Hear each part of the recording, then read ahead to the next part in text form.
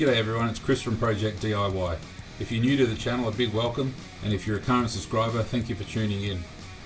If you like what you see, please consider subscribing, leave a comment, hit that notification bell and click on that like button. You'll be doing me and my channel a huge favour. In this video, I'll be going through the process that I take to make some throwing knives. As you can see there, I've got a large circular saw blade. I believe it's an old logging saw blade. And a bit of a mystery metal. I'm not 100% too sure as to what the composition is. The closest guess that I can figure out is it's probably closely related to some 5160.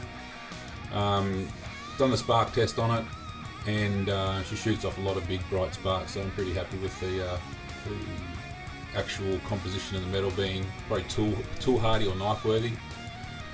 I'm actually going to be making 3 sets of throwing knives. A pretty ambitious project. Just placing the template that I'm going to be using for this stock removal just on all the squares, just to make sure that I've got the correct dimensions. Don't want to sort of cut these out and be left short on some of them.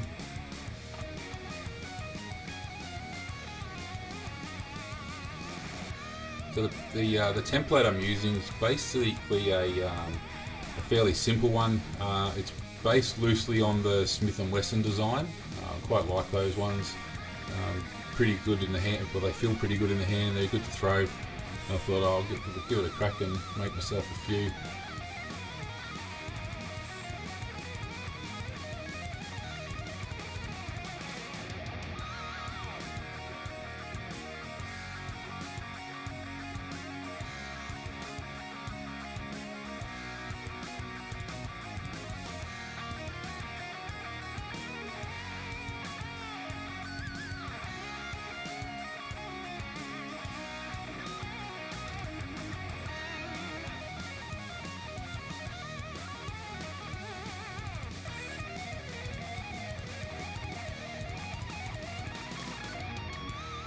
I'll show you here now that I'll be cleaning the rust off using a tried and true method of vinegar and salt. Nothing special about it, it's just a really good way to get rid of the rust and any other sort of caked on mess that might be on there. And it worked really well. I actually left the knives in the solution for about 24 hours or so, and it worked really well, as you'll see shortly.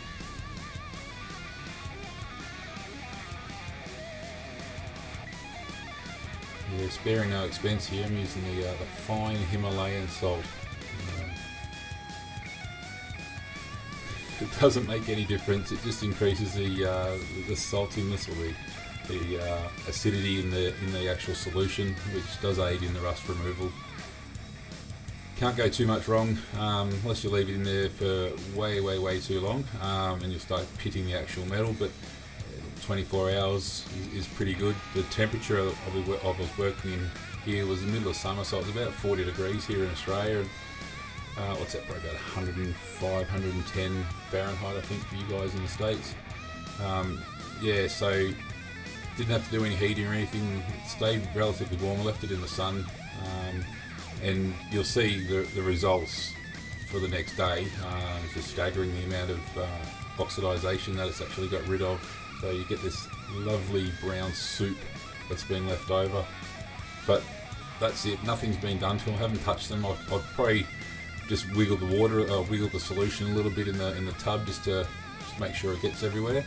And the simple wipe with the scouring pad here gets rid of most of the rust. Just a couple of caked on bits. I wasn't too concerned. The small amount that was left on the blades, they're going to get handled by the belt grinder pretty soon anyway.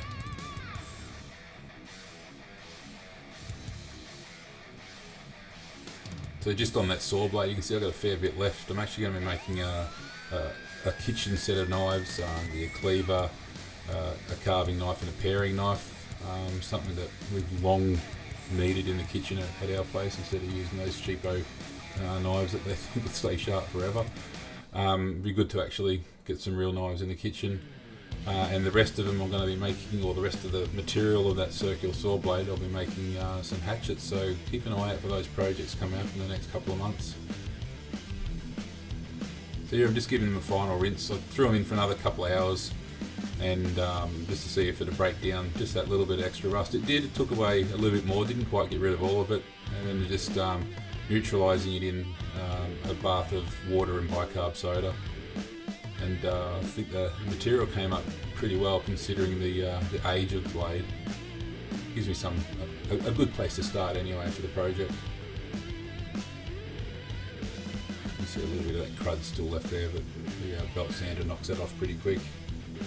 But this is hardened steel.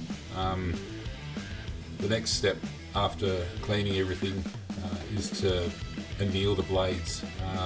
These aren't tipped, the circular saw itself wasn't tipped, so it's not carbide tipped or anything like that, so pretty good chances that the whole blade's been hardened. So just to make them a little bit easier to work with, I'm going to throw them in the forge for a little while, soak them up a little bit, and then I'm going to dip them into some sand to sit and hopefully anneal overnight. I've got a small induction stove, and I set the bucket containing the sand, it's a metal bucket, and heated that up for about 3 hours, which has made it nice and warm in there, which is good, so at least the blades will have a chance to cool down really, really slowly.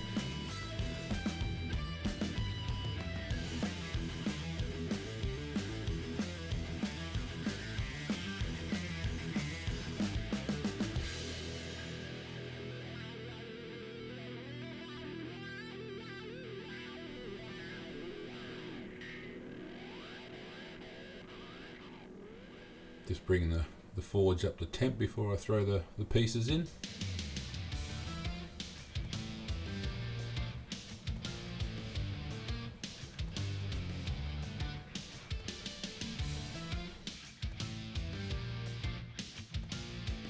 I'll get around to one day making himself a set of tongs for this instead of using the multi-grips all the time.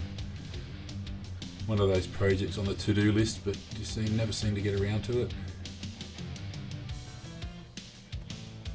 Here's that bucket of sand I was telling you about. Good temperature that the blanks were brought up to, so they're glowing red in there. And the idea is you put them in the sand. You can use sand, you can use vermiculite. The only precaution you've got to use with sand is make sure it's really thoroughly dry. You don't want any moisture in there. Won't damage the blades at all, but it could cause the sand to explode, causing a steam explosion. And not only will you just get a big mess everywhere, but there's that risk of burning. So this is the next day. I think it was about 30 hours later, so they're nice and cool.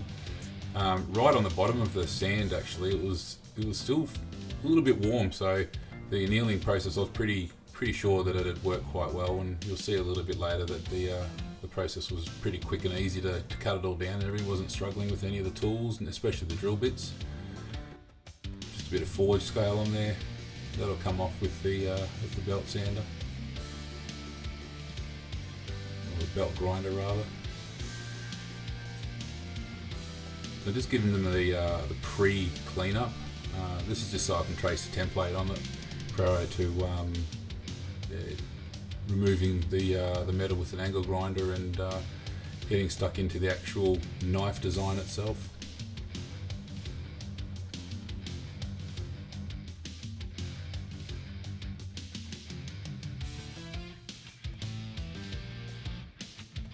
You see there, it's nice and shiny. Still got a lot of pitting and everything, but that's only surface. Once we get into it and actually refine the blade a little bit more as we go through, that'll all disappear with a few more rounds on the belt grinder. And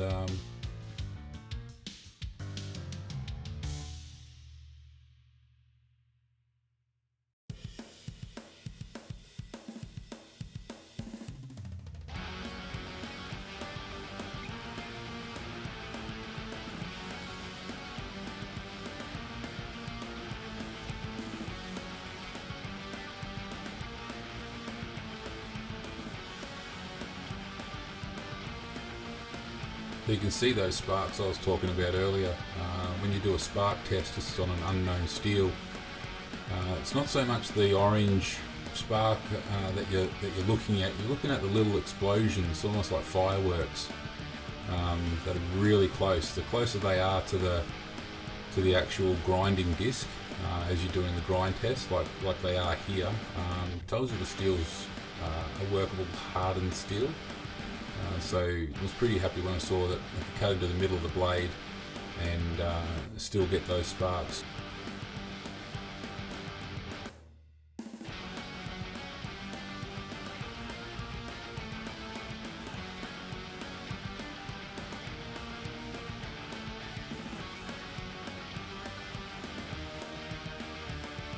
So as I was editing this video, I actually laughed to myself. I don't understand why I use the flat disc at this stage. I've got a grinder sitting probably about 2 meters behind me that I could have used quite easily and saved a couple of flat discs. But anyway, that's the result. Got them all shaped nicely. The interesting thing is it's only been probably maybe an hour and a half, 2 hours since I've actually taken them out of the sand, and you can see the amount of flash rusting that has gone on there. It's pretty hot today, and the humidity was really hot, really high as well, so all contributed to the rusting. And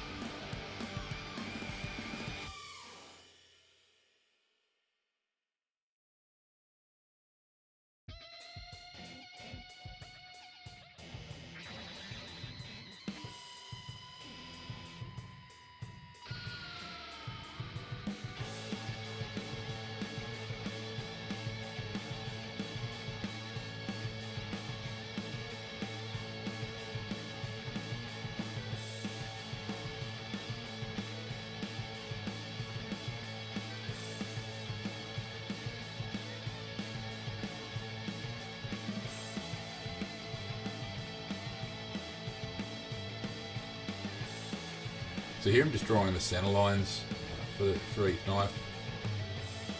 I want to do a dagger type bevel on the tip itself. So the center line there will just give me somewhere to aim for when I'm actually putting the bevels in using the bevel jig here.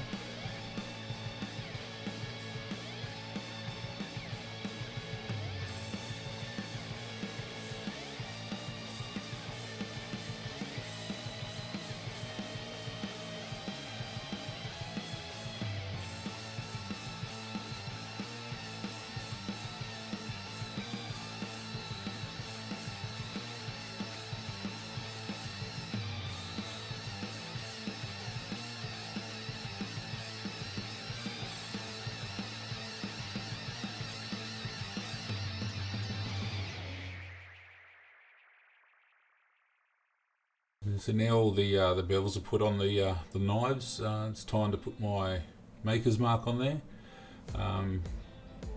For all the nerds out there, that's the letter K in Daedric, which is a Skyrim or World of Warcraft alphabet. I've liked it. I've actually used it in quite a few of my online player names a number of times, and I thought, well, I've been using that for most of my life, so I may as well use it for these as well. Something to easily identify my products with. Kind of fits that they're on these sort of knives as well.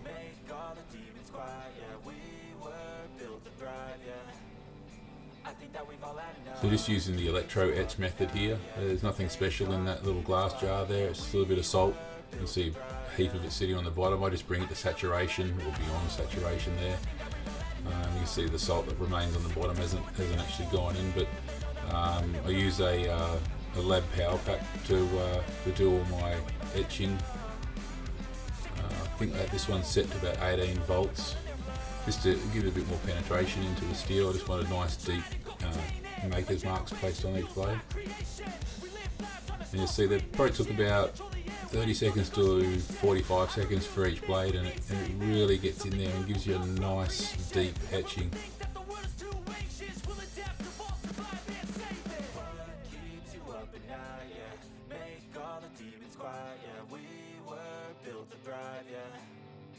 I think that we've all had enough. Keeps you up at night, yeah.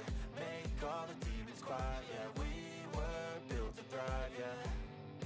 I think that we've all had enough. So here I'm doing some holes on the actual knife itself.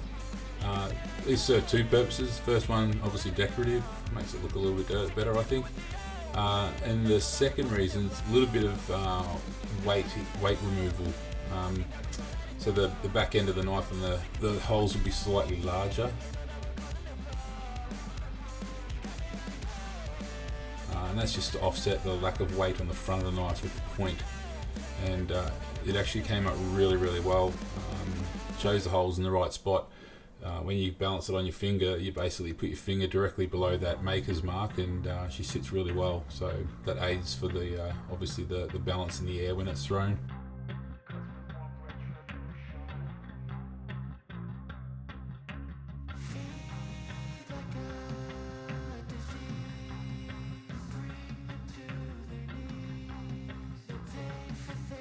So this is where you can see that your annealing process worked really well. The drill bit just goes through there like butter.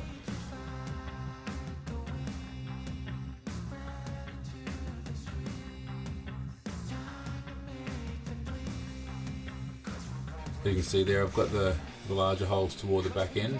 This removes a little bit more steel and balances them out nicely, and I thought they looked pretty good when they got drilled. So here's a couple of different ways to treat your blade.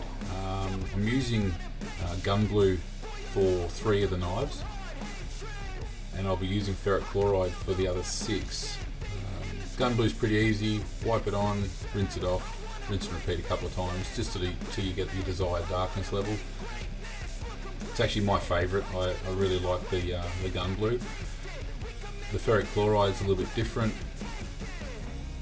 Once you dump the knives in, it's all basically a weighting process. You sort of dunk it in there and pull it out a couple of times. Have a look at what level you want your etching to be.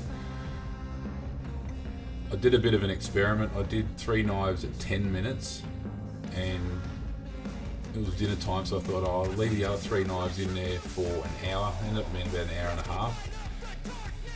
The 3 knives that I pulled out after 10 minutes, they look really, really good. This gives it a nice dark colour.